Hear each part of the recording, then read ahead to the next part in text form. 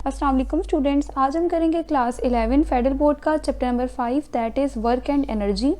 और टॉपिक है हमारे पास implication of energy losses in practical devices and efficiency. तो स्टार्ट करते हैं। सबसे पहले देखते हैं कि एफिशिएंसी क्या है, ठीक है। उसके बाद हम देखेंगे कि एनर्जी लॉस कैसे होती है प्रैक्टिकल डिवाइसेस में। तो एफिशिएंसी हम सीख लेंगे, देन मैं आपको कुछ एग्जांपल्स दूंगी, उसमें आपका ये टॉपिक क्लियर हो जाएगा। देखिए, सबसे पहले हमने देखना है कि एफिशिएंसी क्या होता है, ठीक है। तो efficiency is the ratio of work output to the work input. देखिए, हमारे पास कोई भी मशीन है ना, अब वो कोई भी मशीन हो सकती है, कोई भी प्रैक्टिकल डिवाइस हो सकती है जिसको आप जो है कोई इनपुट देते हैं। जाहिर बात है, कोई भी अगर मशीन है तो हमने क्या करना होता है, हम उसको इनपुट देते हैं और एज अ रिज़ल्ट हमें क्या देती है, आउटपुट देती है। फॉर एग्ज़ाम्पल, आपके पास जो है फ़ैन है, आप उसको इनपुट में क्या देते हैं, आप उसको इनपुट में जो है वो इलेक्ट्रिकल एनर्जी देते हैं और आउटपुट में वो आपको क्या देता है, वो आपको मूव करके, यानी कि जिस पर्पज़ के लिए आपने फ़ैन लगाया होता है हवा के लिए, तो वो फिर आपको वो प्रोवाइड करता है। लेकिन क्या सारी की सारी जो इलेक्ट्रिकल एनर्जी आपने दी है वो उसी पर्पज़ के लिए गई है? नहीं, बीच में कुछ एनर्जी जो है वो उस फ़ैन जो है वो आपका हीटअप हो गया होगा, तो थोड़ी सी हीट की फॉर्म में आपकी एनर्जी वेस्ट हुई होगी, ठीक है। कुछ फ्रिक्शन की फॉर्म में एनर्जी वेस्ट हुई होगी। तो एनर्जी जो है, आपको पता है ये law of conservation of energy, कि energy can neither be created nor it can be destroyed. ना तो हम एनर्जी को क्रिएट कर सकते हैं, ना ही हम एनर्जी को डिस्ट्रॉय कर सकते हैं, लेकिन हम एनर्जी को एक फॉर्म से दूसरी फॉर्म में कन्वर्ट कर सकते हैं। तो क्या हुआ कि आपने इलेक्ट्रिकल एनर्जी दी और वो इलेक्ट्रिकल एनर्जी से यूज़फुल वर्क तो हुआ, लेकिन साथ ही साथ एनर्जी जो है एक फॉर्म से दूसरी फॉर्म में चली गई जो हमें नहीं चाहिए थी। जैसे हीट अप हो गया फ़ैन, तो वो हमें नहीं चाहिए थी, ठीक है। फ्रिक्शन की फॉर्म में एनर्जी लॉस्ट हुई, तो वो भी हमें नहीं चाहिए थी। तो इस तरह एनर्जी जो आप देते हैं वो इनपुट होती है और एज अ रिज़ल्ट जो आपकी मशीन वर्क करके देती है वो क्या होता है, आउटपुट होता है। तो इनपुट और आउटपुट का जो हम रेशो ले रहे होते हैं कि आपने कितना इनपुट दिया है और मशीन ने आपको कितना आउटपुट दिया है, जितना अच्छा, जितना ज़्यादा आउटपुट आपको मिलेगा उतनी अच्छी आपकी मशीन है, उतनी अच्छी उसकी एफिशिएंसी है। मतलब ये कि अगर आपने जो है इनपुट 10 जूल एनर्जी दी है ना, तो आपको आउटपुट 10 जूल ही वर्क मिले, यानी उससे, तो इसका मतलब है आपकी मशीन 100% एफिशिएंट है। तो यही होती है एफिशिएंसी, कि जितना आपने इनपुट दिया आपको उतना ही आउटपुट मिले, तो ये है एफिशिएंसी। लेकिन ऐसी कोई भी मशीन एग्जिस्ट नहीं करती है, यानी कि बहुत अच्छी एफिशिएंट मशीन्स भी हैं, लेकिन 100% एफिशिएंट कुछ भी नहीं होता, क्योंकि हमेशा एनर्जी लॉसेस तो आते हैं इन the form of heat, in the form of जो है फ्रिक्शन, ठीक है। तो एनर्जी लॉस ज़रूर होती है। तो यहाँ पे अब एफिशिएंसी क्या है, एफिशिएंसी इज़ द रेशो। तो एफिशिएंसी रेशो है किसका, जो मशीन हमें आउटपुट देती है, और रेशो किसके साथ है, टू द वर्क इनपुट, जो हम मशीन को इनपुट देते हैं। तो आउटपुट और इनपुट का रेशो आपके पास कहलाता है एफिशिएंसी। आप चेक करें, एफिशिएंसी इक्वल है आउटपुट वर्क, जो मशीन ने वर्क करके दिया आउटपुट में, और इनपुट वर्क, जो आपने इनपुट में वर्क किया या जो आपने इनपुट प्रोवाइड किया, ये इन दोनों का आउटपुट और इनपुट का रेशो आपके पास क्या कहलाता है, एफिशिएंसी कहलाता है। अब यहाँ पर वर्क इसलिए लिखा हुआ है क्योंकि हम एक प्रैक्टिकल डिवाइस देखेंगे यहाँ पर, या हम यहाँ पर बुक में ना आपको इन्होंने पुली सिस्टम की इधर एग्जांपल दी हुई है, तो इस वजह से यहाँ पर जब हम पुली सिस्टम को यूज़ करेंगे, अभी मैं आपको बताऊंगी, तो उसमें हम इनपुट में भी वर्क करवाते हैं और आउटपुट में भी वर्क होता है। तो ये जो आउटपुट में मशीन वर्क करके देती है वो इनपुट में वर्क करने की वजह से होता है, यानी हम इनपुट देते हैं तो आउटपुट वर्क होता है। तो इनपुट वर्क और आउटपुट वर्क, इन दोनों का रेशो लें तो हमारे पास आती है एफिशिएंसी, ठीक है। अब एफिशिएंसी परसेंटेज कैसे निकालते हैं, एफिशिएंसी तो होगी output upon input. Efficiency in terms of percentage आपने अगर निकालनी है तो वो होगी आउटपुट अपॉन इनपुट, यानी यही एफिशिएंसी आप कैलकुलेट कर लेंगे और जो आंसर आएगा उसको मल्टीप्लाई कर देना आपने 100% से। तो इस तरह आपको परसेंटेज में पता चल जाएगी कि ये मशीन कितनी % एफिशिएंट है। तो ये चीज़ आपको क्लियर होगी कि एफिशिएंसी क्या होती है, ये रेशो होता है आउटपुट और इनपुट का। अब ये बात यहाँ पे लिखी हुई है कि efficiency is the ratio of similar quantities. कह रहे हैं एफिशिएंसी जो है वो सिमिलर क्वांटिटीज़ का रेशो है। मतलब कि देखें, आउटपुट में जो वर्क हो रहा है और इनपुट में भी वर्क हो रहा है। अब आउटपुट इनपुट का तो सारी बात है कोई यूनिट नहीं है, वर्क का यूनिट क्या होता है, जूल होता है। तो ऊपर भी यूनिट जूल आ जाएगा, नीचे भी यूनिट जूल आ जाएगा, जूल जूल से कैंसिल हो जाएगा, क्या आ जाएगा, 1। यानी एफिशिएंसी का कोई यूनिट नहीं होता है, क्योंकि एफिशिएंसी दो सेम क्वांटिटीज़ का रेशो है। तो यही लिखा हुआ है कि efficiency is the ratio of similar quantities and therefore it has no unit. तो फिर एफिशिएंसी का कोई यूनिट नहीं होता है। उसके बाद efficiency can not be greater than 1 और 100%। अब ये बात बहुत ज़रूरी है, ठीक है, आपके लिए समझना। एफिशिएंसी कभी भी 1 से ज़्यादा नहीं होती है। 1 से ज़्यादा क्या मतलब, जब आप एफिशिएंसी निकालेंगे ना तो जाहिर बात है वो आप परसेंट तो नहीं निकाल रहे हैं ना, तो उसका जो भी आंसर आएगा ना वो 0 पॉइंट समथिंग आना चाहिए, 1 से ग्रेटर नहीं आना चाहिए, और 1 भी नहीं आता है। 1 सिर्फ एक केस में आता है अगर आपकी मशीन आइडियल है, यानी ख्याली मशीन है कि वो एग्जिस्ट नहीं करती है, ठीक है। आइडियल मशीन्स के लिए 1 आ सकता है, अदरवाइज जो मशीन्स या जितने भी प्रैक्टिकल डिवाइसेस हैं उनकी किसी की भी एफिशिएंसी 1 या 100% पूरी कंप्लीट नहीं होती है, ठीक है। क्योंकि आपको पता है एनर्जी लॉसेस ज़रूर आते हैं ज़्यादा केसेस में इन the form of thermal energy जो है एनर्जी लॉस्ट हो रही होती है, यानी हीट की फॉर्म में एनर्जी लॉस्ट हो रही होती है, तो एनर्जी लॉसेस आते हैं। इस वजह से 100% कोई भी मशीन एफिशिएंट नहीं होती है। तो परसेंटेज में 100% और हाली एफिशिएंसी आप कैलकुलेट करें तो वो 1। एफिशिएंसी कभी भी 1 से बड़ी नहीं आएगी, एफिशिएंसी कभी परसेंटेज में 100% से ज़्यादा नहीं आएगी, ठीक है। यही लिखा हुआ है कि efficiency can not be greater than 1, ठीक है, 1 इस केस में, and can not be greater than 100%, percentage के केस में 100% से ज़्यादा नहीं आनी चाहिए। आगे है it can not be equals to 1 और 100%, कह रहे हैं 1 और 100% भी नहीं होती है, या तो ग्रेटर कह रहे हैं ना कि 1 से बड़ी या 100% से बड़ी नहीं होनी चाहिए। नीचे कह रहे हैं कि 1 भी नहीं होती है और 100% भी नहीं होती है रियल मशीन्स के लिए। जो रियल या प्रैक्टिकल मशीन्स रियल में जो हम यूज़ कर रहे होते हैं ना, उनकी तो 1 भी पूरी नहीं होती, उनकी 100% भी पूरी नहीं होती। कोई भी मशीन 99% भी एफिशिएंट हो सकती है लेकिन फुल 100% नहीं हो सकती है, ठीक है। क्योंकि वो जो बाकी 99% अगर वो एफिशिएंट है तो बाकी का 1% ज़रूर उसमें लॉस आया होगा। अगर कोई बहुत ही अच्छी मशीन है तो उसमें भी जो है एनर्जी लॉसेस ज़रूर आते हैं, ठीक है। तो इसलिए कह रहे हैं कि कोई जो रियल मशीन होती हैं वो 1 उनकी एफिशिएंसी कभी नहीं होती है, 1 से कम ही होती है, और 100% भी उनकी नहीं होती है। तो फिर ये 1 और 100% किसकी होती है? तो मैंने आपको बताया है कि जो आइडियल मशीन्स होती हैं, जो एग्जिस्ट नहीं करती हैं, यानी कि जो ख्याली मशीन्स हैं, उनकी जो है आपकी एफिशिएंसी कह सकते हैं कि 1 या 100% होती है, यानी पूरी जितना आप इनपुट देते हैं वो उतना ही आउटपुट देती हैं, उनकी एफिशिएंसी जो है फुल 100% होती है, लेकिन वो आइडियल मशीन्स, ठीक है। रियल मशीन्स के लिए ऐसा नहीं होता है। ये जो 2 बातें मैंने आपको बताई हैं आपके एमसीक्यूज के लिए बहुत ज़्यादा इंपॉर्टेंट है कि एफिशिएंसी 1 या 100% से ग्रेटर नहीं होती है, और एफिशिएंसी 1 और 100% नहीं होती है रियल मशीन्स की, ठीक है, इससे कम ही होती है। अच्छा, for an ideal machines only, कह रहे हैं सिर्फ आइडियल मशीन्स ही वो मशीन्स हैं the input will be equals to output, जिनका इनपुट आउटपुट के बराबर होता है। फॉर एग्जाम्पल आपके पास कोई ऐसी मशीन है जो मतलब ना आइडियल मशीन है जो ऐसा करती है कि आप उसको जैसे ही इनपुट देते हैं ना, फर्ज करें आपने उसको 10 जूल इनपुट दिया है, वो आपको आउटपुट भी 10 ही जूल दे, ज़रा सा भी उसमें एनर्जी का लॉस ना आए। अब मेरी बात सुने, हम यहाँ पे उसकी एफिशिएंसी निकालने की कोशिश करते हैं। भाई अगर कोई मशीन है उसका आउटपुट उसने उतना ही दिया है जितना आपने उसको इनपुट दिया, फर्ज करें आउटपुट उसने कितना दिया है 10, तो मैं यहाँ लिख देती हूँ कि उसने जो आउटपुट दिया है वो कितना दिया है 10 जूल, और उसका इनपुट आपने जो है वो कितना दिया था, हमने इनपुट भी 10 ही दिया था, यानी हमने एक मशीन को 10 जूल इनपुट दिया है और उसने रिजल्ट में आउटपुट उतना ही हमें वापस किया है, ज़रा सा भी एनर्जी लॉस नहीं हुई। तो जब यहाँ पे कैंसिलेशन होगी तो आंसर क्या आ जाएगा 1, तो उसकी एफिशिएंसी क्या आ जाएगी 1। तो लेकिन ये कौन सी मशीन होगी फिर, क्योंकि ऐसा तो मैंने आपको बताया ना कभी भी इनपुट आउटपुट के बराबर नहीं आता है, कोई लॉसेस लाजमी बीच में आते हैं, आउटपुट कम हो जाता है, ठीक है। तो आइडियल मशीन ऐसी है जिसकी एफिशिएंसी अभी मैंने आपको कैलकुलेट करके दी है, क्या होती है 1 होती है। तो अगर एफिशिएंसी 1 आई है, ऐसा करते हैं ऐसी आइडियल मशीन की एफिशिएंसी परसेंटेज भी निकाल लेते हैं। तो ये आउटपुट अपॉन इनपुट जो है वो मैं निकाल चुकी हूँ, उसका आंसर क्या आया 1, तो इस पूरे की जगह हम क्या रखेंगे 1 मल्टीप्लाई बाय 100, तो क्या आंसर आ जाएगा 100, यानी कि इस मशीन की जो एफिशिएंसी परसेंटेज में वो कितनी आई है 100% आई है, यानी आइडियल मशीन 100% एफिशिएंट होती हैं। तो क्या लिखा हुआ है यहाँ पर कि आइडियल मशीन ही वो मशीन है जिनका आउटपुट इनपुट जो है वो आउटपुट के बराबर होता है। दिस मीन, इसका मतलब है that no energy is wasted, कोई एनर्जी इनमें वेस्ट नहीं होती। All energy is converted into useful work, सारी की सारी एनर्जी यूजफुल वर्क करने में लग जाती है, यानी हमें आउटपुट प्रोवाइड करती है। फुल जितनी आपने एनर्जी दी है उतना ही आउटपुट मिलता है। तो फिर आइडियल मशीन्स की जो एफिशिएंसी है वो कितनी होती है 1 और 100%, या तो उसकी एफिशिएंसी जो है 1 होती है, ठीक है, परसेंटेज में ना देखें, और अगर परसेंटेज में देखें तो उसकी एफिशिएंसी 100% होती है। क्यों उसकी होती है? क्योंकि आपने देख लिया आउटपुट किसके बराबर होता है, उसका इनपुट के, जो आपने इनपुट दिया होता है उतना ही आपका आउटपुट भी आता है, दोनों बराबर होते हैं तो एफिशिएंसी 1 आती है, और जब परसेंटेज में निकालें तो 1 मल्टीप्लाई 100 तो 100%, ठीक है। तो एफिशिएंसी इज 1 या फिर 100%, किसकी? आइडियल गैस की।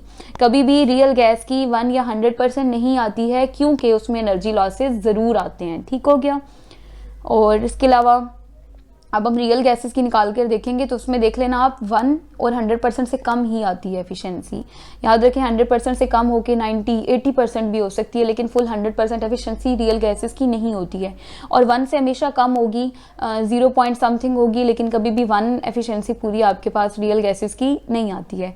अब आपको इन्होंने पुली सिस्टम की एग्जाम्पल दी हुई है, ठीक है।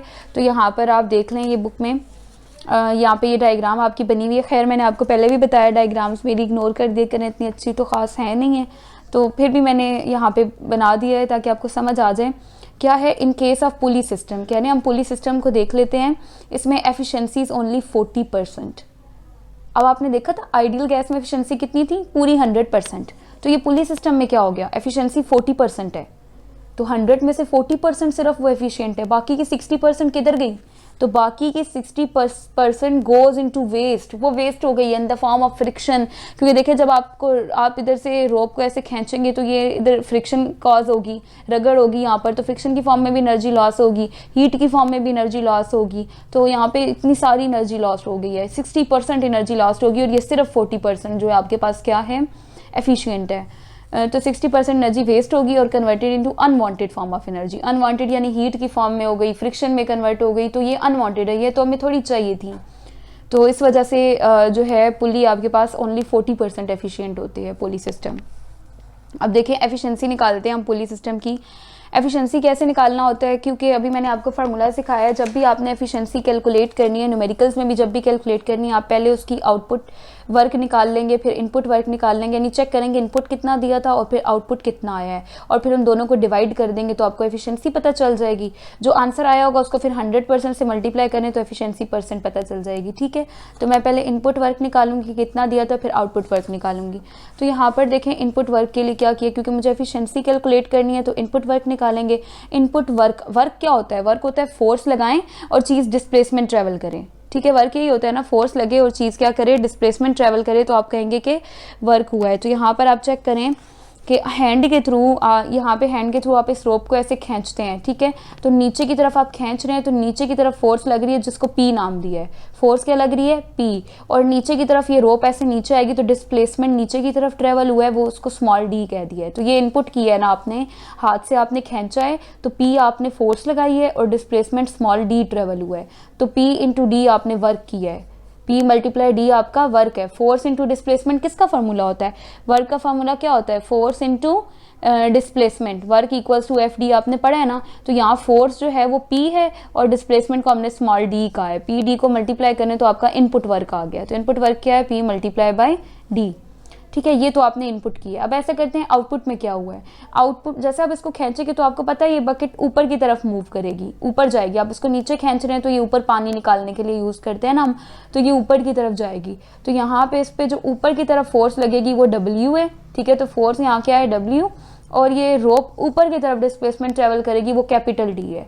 तो फिर से फोर्स क्या है, यहाँ पर फोर्स आउटपुट फोर्स है W, और डिस्प्लेसमेंट हमने पहले स्मॉल d रखा था ना इनपुट के लिए, तो आउटपुट के लिए कैपिटल D रख दिया है। तो W मल्टीप्लाई D आपका कौन सा वर्क हो गया, आउटपुट वर्क। तो हमारा आउटपुट वर्क क्या आया, W मल्टीप्लाई बाय D। तो आपने इनपुट वर्क भी निकाल लिया, आउटपुट वर्क भी निकाल लिया। उसके बाद एफिशिएंसी निकालनी है तो वो होती है आउटपुट को इनपुट से डिवाइड कर दें। तो आउटपुट क्या आई थी, W मल्टीप्लाई डी, हमने लिख दिया W मल्टीप्लाई डी। इनपुट क्या आई थी, इनपुट आई थी P मल्टीप्लाई डी, तो नीचे क्या लिख दिया, इनपुट आई P मल्टीप्लाई डी। तो ये आपकी एफिशिएंसी है। अच्छा इसमें वैल्यूज मैंने पुट नहीं की है ना, वैल्यूज पुट करेंगे तो हमें आपको ये आंसर मिल जाएगा और वो आंसर 1 से कम ही होगा, ठीक है। अब जो है यहाँ पे एफिशिएंसी परसेंटेज निकालनी है, तो आपको पता है ये जो आया है आंसर, इसको किससे मल्टीप्लाई कर देना होता है, 100% से, तो एफिशिएंसी आपको परसेंटेज में पता चल जाएगी। तो ये मैंने दोबारा लिखा, इसको मल्टीप्लाई कर दिया 100% से, तो क्या पता चल जाएगी, एफिशिएंसी परसेंटेज। तो इस तरह से आप एफिशिएंसी निकालते हैं, ठीक है। एफिशिएंसी भी निकाल सकते हैं और फिर एफिशिएंसी को इन टर्म्स ऑफ परसेंटेज भी आप निकाल सकते हैं। कह रहे हैं most of wasted energy becomes thermal energy, कह रहे हैं ज़्यादातर जो एनर्जी वेस्ट हो रही होती है ना वो हीट की फॉर्म में, थर्म का मतलब होता है हीट, तो हीट की फॉर्म में वेस्ट हो रही होती है, ठीक है। अब एफिशिएंसी कह रहे हैं हमेशा कम होती है, efficiency is always less than 100%। ये याद रखना है कि रियल गैसेस की कभी भी 100% नहीं आती, 100% से कम ही होती है। या फिर एफिशिएंसी इधर देखें खाली एफिशिएंसी तो वो 1 से कम होती है, एफिशिएंसी सिर्फ देखें तो 1 से कम होती है, और एफिशिएंसी परसेंटेज देखें तो 100% से कम होती है। ये आपने याद रखना है, ठीक है। मैं बार बार इसीलिए रिपीट कर रही हूँ कि ये जो है बहुत ज़रूरी है, मे बी MCQs में ये आता है क्वेश्चन, तो आपने इसको देखना है MCQs के लिए। अब एक एग्जांपल लेते हैं, कह रहे हैं कि ऑटोमोबाइल्स जो है ये बहुत ज़्यादा इनएफिशिएंट होती हैं, यानी इतनी खास एफिशिएंट नहीं होती, इनमें भी एनर्जी लॉसेस बहुत ज़्यादा आते हैं। सपोज करें कि एक फ्यूल जो है कंटेन कर रहा है 1000 जूल ऑफ एनर्जी और ऑटोमोबाइल इंजन के लिए, तो उसमें जो यूज़फुल वर्क जो हो रहा है ना, ओनली जो एनर्जी इसमें से यूज़ हो रही है 1000 जूल आपने इनपुट की है, 1000 जूल एनर्जी क्या की है, इनपुट की है, और यूज़फुल वर्क सिर्फ 100 जूल यूज़ हुई है। यूज़ वाली एनर्जी 100 जूल है, यानी जो ऑटोमोबाइल ने इंजन मतलब जो वर्क करने के लिए, उसको चलाने के लिए जो एनर्जी यूज़ हुई है वो क्या है, 100 जूल यूज़ हुई है।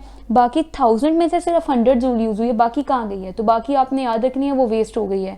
ठीक है, साउंड की फॉर्म में भी वेस्ट हुई होगी, क्योंकि आवाज़ भी तो आती है, हीट की फॉर्म में भी रिलीज़ हुई होगी, तो हमें आवाज़ और हीट थोड़ी चाहिए थी, हमें तो बस उसको चलाना था, हमें तो उसके लिए एनर्जी चाहिए थी, तो वो सिर्फ 100 जूल यूज़ हुई है, बाकी सारी की सारी क्या हुई है, वेस्ट हुई है। तो आप याद रखें हमने कितनी एनर्जी दी थी, हमने दी थी 1000 जूल, कितनी दी थी 1000 जूल, जिसमें से यूज़ कितनी हुई है, उसको चलाने में, ऑटोमोबाइल को चलाने में यूज़ हुई है सिर्फ और सिर्फ 100 जूल, 1000 में से 100 जूल यूज़ हुई है, बाकी जो एफिशिएंसी है वो क्या हुई है, सॉरी बाकी जो एनर्जी है वो क्या हुई है, वेस्ट हुई है। तो ये इनपुट था, ये 1000 जूल क्या है, इनपुट है, और 100 जूल क्या आया आपके पास। ठीक है, सॉरी यहाँ मैंने देखा नहीं, अच्छा अब यहाँ पर देखें 1000 जूल आपने एनर्जी दी है, और उसमें से ओनली जो 100 जूल है एनर्जी वो आपकी ऑटोमोबाइल ने यूज़ की है स्टार्ट होने के लिए, तो बाकी एनर्जी कहाँ गई है, बाकी एनर्जी जो है वो वेस्ट हो गई है, waste in the form of sound या हीट की फॉर्म में। ठीक है, एनर्जी जो है वो वेस्ट हो गई है। अब यहाँ पर इनपुट आपने कितनी की थी 1000 जूल, और जो यूज़फुल वर्क जिसने किया है वो ये आउटपुट ओनली आपकी कितनी आपको मिली है 100 जूल, बाकी की एनर्जी वेस्ट हुई है।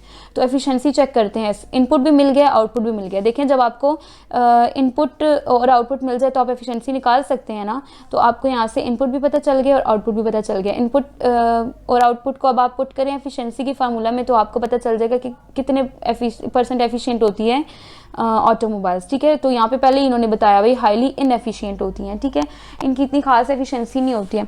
अच्छा, यहाँ पे मैंने थोड़ी सी मिस्टेक कर दी है लिखने में, मैं यहाँ पे आपको करके बताती हूँ। यहाँ आप देखें 1000 जूल आपने प्रोवाइड की थी, और जो 100 जूल है वो यूज़ हुई है। ठीक है, ये आपका आउटपुट आया है। ठीक है, 100 जूल आउटपुट आया है, और ये 1000 जूल आपका क्या था, इनपुट था। अब क्या हुआ है कि आपने अगर एफिशिएंसी निकालनी है, ठीक है मैं इधर शॉर्ट ही लिख रही हूँ, एफिशिएंसी निकालनी है तो वो क्या होती है, आउटपुट अपॉन इनपुट। आउटपुट कितना है 100, तो ऊपर आपने याद रखना है, ऊपर आउटपुट रखना है 100, और नीचे इनपुट आपका कितना है 1000। ठीक है, अच्छा ये 2 0 इन 2 0 से कैंसिल, ऊपर रह गया 1, ऊपर रह गया 1, और नीचे क्या रह गया 10, तो ये 1/10, इनको डिवाइड करें, आपकी एफिशिएंसी कितनी आई है 0.1। चेक कर लें ऑटोमोबाइल्स की एफिशिएंसी कितनी आई है 0.1। मैंने क्या कहा था, एफिशिएंसी हमेशा 1 से कम होती है कि नहीं, ऐसा ही है ना, रियल जो है ये डिवाइस थी, तो एफिशिएंसी मैंने क्या बोला था, एफिशिएंसी हमेशा 1 से कम आती है। तो यहाँ पे एफिशिएंसी आपकी कितनी आई है, यहाँ जो मैंने कैलकुलेट की है एफिशिएंसी, ये जो है 0.1 आई है। जब आपने 100 को 1000 से डिवाइड किया तो एफिशिएंसी कितनी आई है 0.1, जो कि 1 से कम है। ठीक है, अब एफिशिएंसी परसेंटेज निकालनी है। अब क्या करनी है, एफिशिएंसी परसेंटेज निकालनी है, तो ये 0. अच्छा, अब एफिशिएंसी परसेंटेज के लिए भी आप देख लें।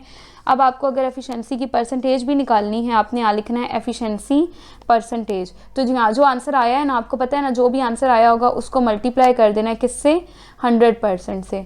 ठीक है, तो आपने इसको जब 0.1 को 100 से मल्टीप्लाई करेंगे, आपके पास आंसर आएगा 10। तो आपके पास ओनली 10% एफिशिएंट होती हैं ऑटोमोबाइल्स। ठीक है, तो यहाँ पे 0.1 को आप 100 से मल्टीप्लाई करके चेक भी कर लें। तो यहाँ देखें ज़रा, ये मैंने 100 और 1000 को डिवाइड किया था, तो आंसर आया था 0.1, तो इस पूरे का आंसर आया 0.1। उसको 100% से मल्टीप्लाई किया तो कितनी एफिशिएंसी आई परसेंटेज में, 10%। हाल ही एफिशिएंसी देखें तो वो 0.1 है, और एफिशिएंसी परसेंटेज देखें तो वो 10% है। इसका मतलब ऑटोमोबाइल्स 100 में से सिर्फ 10% एफिशिएंट होती हैं, बाकी एफिशिएंसी कहाँ गई, बाकी की 90% कहाँ गई है। तो आप याद रखें वो वेस्ट हो चुकी है, वो अनवांटेड एनर्जी में कन्वर्ट हो चुकी है, जो हमें नहीं चाहिए थी, हीट एनर्जी में, साउंड एनर्जी में, तो इस तरह से वो कन्वर्ट हो चुकी हैं। ये चीज़ें हमें नहीं, ये एनर्जी हमें नहीं चाहिए थी। तो यहाँ पे आप देख लें कि ऑटोमोबाइल्स कितनी इनएफिशिएंट होती हैं। ठीक है, अच्छा, कह रहे हैं कि ओनली 10% ऑफ यूजफुल वर्क, सिर्फ 10% यूजफुल वर्क हुआ है, यानी 10% उसने लगाई है स्टार्ट होने में और उसने यूज़ की है। जो रेस्ट ऑफ एनर्जी है वो क्या हो चुकी है, वो वेस्ट हो चुकी है। तो रेस्ट ऑफ एनर्जी ऑटोमोबाइल के केस में क्या हो जाती है, वेस्ट हो जाती है। तो ये चीज़ आपने याद रखनी है, ठीक है। ऑप्शन आपको क्लियर हो गया होगा एफिशिएंसी अच्छे से, और आपने ये भी देख लिया होगा कि किस तरह से एनर्जी लॉसेस आते हैं। यही तो आपके टॉपिक का नाम था ना, इम्प्लीकेशंस ऑफ एनर्जी लॉसेस, कि किस तरह से प्रैक्टिकल डिवाइसेस के अंदर एनर्जी लॉस होती है। तो अगर आपको कोई भी चीज़ समझ नहीं आई है तो आप कमेंट सेक्शन में पूछ सकते हैं।